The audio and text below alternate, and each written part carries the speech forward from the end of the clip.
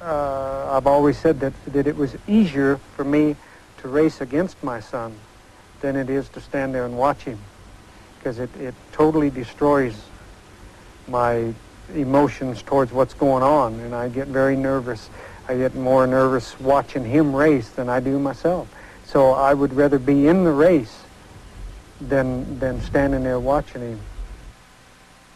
So Al Jr. races on in his father's tire tracks, improving with every race, and not just his father's son now, a kid emulating his dad's every move, but a man with his own ambitions. I want to make a lot of money. I want to be real rich. You know, I watch Dynasty on Wednesday nights, and I can do that. I can do that type of life. But I want to accomplish just some of the things that Dad has. If I can do half of what Dad has done, I would be successfully happy. I would be satisfied, because I would have smoked off the best, you know, and have won Indy and so on and so forth. I would be happy. I would be satisfied. Well, it looks like that happiness may have to wait for a while, boy, because suddenly he is out of the race. Al Unser Jr. quite unpredictably pulled into the pit. There is the helmet being removed, and it's all over for 1985. Wow, it's incredible. His wife, Shelley, right behind him. He dropped out of the race roughly at this point last year, Jim. He was running second at that point. Boy. Mario Andretti, though, still leading the race. 45-year-old driving star. Here is Bobby Rahal, who led the race earlier, and he is just coasting, it appears. I wonder if this is some extension of the earlier problem. Whatever the earlier problem was, it can't have been what I thought, which was the turbo, because he was able to resume running. I don't know. The attrition, Jim, you know, with the heat the way it is, has not been exceptional, although oddly enough, it's been hitting some of the leaders. A little different than usual. Very true. And here is the way they stand. Holding solidly at the moment. Danny Sullivan, fifth now, though. Let's see if we can get a relationship between the red car number 3, the leader in the race, and car number 40, the second place car, which is now, well, it's dropped back a little bit to 2.7 seconds behind. That's Andretti, the leader. Won this race in 1969. Now moving back. There is Andretti, right there in your picture. Now, and there is the second car, number 40. And the third car, number 2, Tom Sneva, going like the wind, closing in on second place now.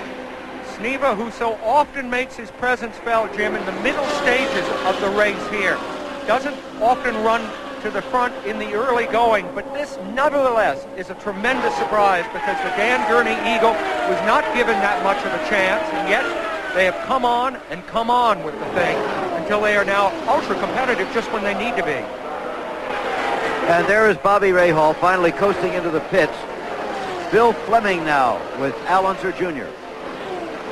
Al, what happened? All of a sudden, you just got out of the car. Yeah, what happened was we lost oil pressure out there, and the engine started to lock up, so, you know, we just put it in neutral, and that's all. You were running so good.